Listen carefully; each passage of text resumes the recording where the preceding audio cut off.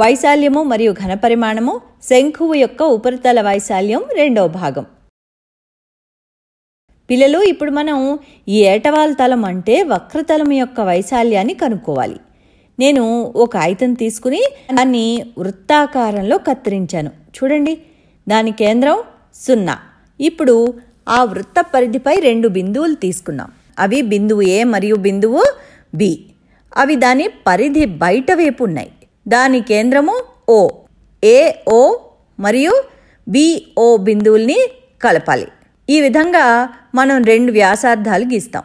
వృత్తం చూడండి, 2 భాగాలుగా విభజించబడింది. ప్రతి భాగాన్ని ఒక సెక్టార్ అంటాం. ఇప్పుడు సెక్టర్ AOBని కత్తిరించండి.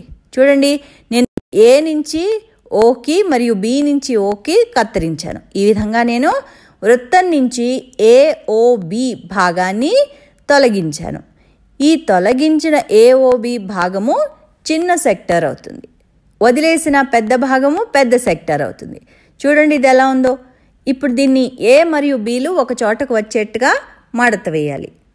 మనకి శంఖాకారం వచ్చేసింది. ఇది మన వద్ద గల ఐస్ క్రీమ్ కోన్ లాగే ఉంది కదూ, కానీ దీనికి భూమి లేదు.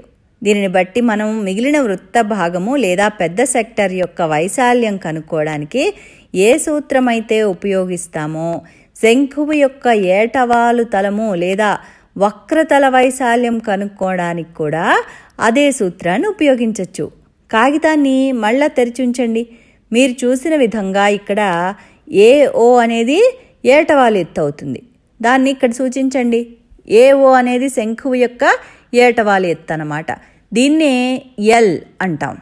మరి శంఖువు యొక్క వ్యాసార్థం ఏమవుతుంది? శంఖువు వృత్తాకార భూమి యొక్క కేంద్రం నుంచి దాని పరిధి పైకి గీయబడిన ఊహారేఖని వ్యాసార్థము అంటారు. దాన్ని Rతో సూచిస్తారు. ఈ శంఖువు యొక్క వ్యాసార్థాన్ని మనం ఇక్కడ చూడొచ్చు. చూడండి, మీకు జాగ్రత్తగా అర్థం అవడానికి ఇక్కడ ఒక కర్ర పుల్లని ఉంచాను. పుల్ల యొక్క ఒక చివరిని శంఖువు ఊహా కేంద్రం దగ్గర ఉంచాను. ఈ బిందువు నుంచి వృత్త పరిధిపై ఒక బిందువు వరకు గల పొడవు, ఇదే వ్యాసార్థం R. శంఖువుని తెరిద్దాం. ఇప్పుడు ఈ భాగం యొక్క వైశాల్యాన్ని ఏ విధంగా కనుక్కుంటారు అంటే ఈ వృత్తం యొక్క పెద్ద సెక్టర్ని చిన్న చిన్న త్రిభుజాలుగా విభజించాలి. చాలా చిన్న చిన్న త్రిభుజాలు. ఈ త్రిభుజాల యొక్క భూములు మొదటి భాగము B1, రెండవ భాగం B2, మూడవ భాగం B3, నాలుగవ భూమి B4 ఇలాగనమాట. మరియు దాని ఎత్తు Lకు భూమి నుంచి పై చివర గల Oకు గల లంబ దూరం, ఇది Lకు సమానం. ఈ పరిశీలన నుంచి మనం ఈ మొత్తం ఆకారం యొక్క వైశాల్యము మొత్తము త్రిభుజాల వైశాల్యము, ఒక్కొక్క త్రిభుజ వైశాల్యము 1/2 ఇంటూ భూమి ఇంటూ ఎత్తు అని మనకి తెలుసు కదా. ఇక్కడ అన్ని త్రిభుజాల ఎత్తు Lకి సమానం. మరియు భూములు ఏమిటి? B1, B2, B3, B4 మొదలైనవి. ఒక వక్రాన్ని చాలా చిన్న చిన్న భాగాలుగా విభజిస్తే ప్రతి భాగము దాదాపుగా ఒక సరళ రేఖలాగా ఉంటుంది. కాబట్టి అన్ని భూములు సరళ రేఖలుగా మనం ఊహించుకోవచ్చు. అన్ని త్రిభుజాల వైశాల్యాలు కలుపుదాం.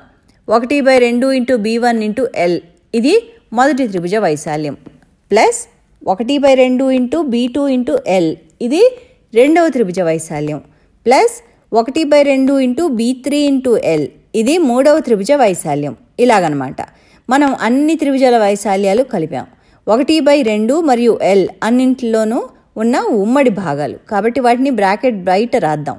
బ్రాకెట్ లోపల B1 plus B2 plus B3 మొదలైనవి వస్తాయి. చూడండి, B1 plus B2 plus B3 ఇలా సాగిపోయేది వృత్త పరిధి అవుతుంది. మనం వ్యాసార్థాన్ని Rగా తీసుకున్నాం కాబట్టి వృత్త పరిధి = 2 ఇంటూ π ఇంటూ R.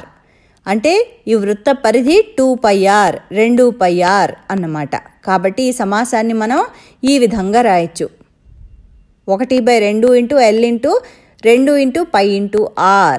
2 లవహారాల్లో కొట్టివేయబడుతుంది కాబట్టి వక్రతలం యొక్క వైశాల్యము π ఇంటూ R ఇంటూ L. అయితే ఈ శంఖువు యొక్క భూమి వైశాల్యము మనకి ముందుగానే తెలుసు. దాని విలువ ఏమిటి? πr². అప్పుడు సంపూర్ణతల వైశాల్యము π into R² plus π into R into L అవుతుంది. శంఖువు యొక్క వృత్తాకార భూవైశాల్యము మరియు శంఖువు యొక్క వక్రతల వైశాల్యము πr² ప్లస్ πrl. కాబట్టి శంకువు యొక్క సంపూర్ణ తల వైశాల్యము is equal to πr² plus πrl. π మరియు l ఉమ్మడి రాశులు కాబట్టి ఈ సూత్రాన్ని π ఇంటూ r ప్లస్ l అని రాయొచ్చు. భూవైశాల్యము మరియు వక్రతల వైశాల్యము కలిపిన ఈ సమాసము శంకువు యొక్క వక్రతల వైశాల్యము అవుతుంది. ఇప్పుడు మీకు ఈ విధంగా తెరిచి ఉన్న శంకువు ఇస్తే దాని బయటవైపు గల వక్రతల వైశాల్యం కనుక్కోమంటే టెంట్ యొక్క బాహ్య వక్రతల వైశాల్యం లాగా అన్నమాట.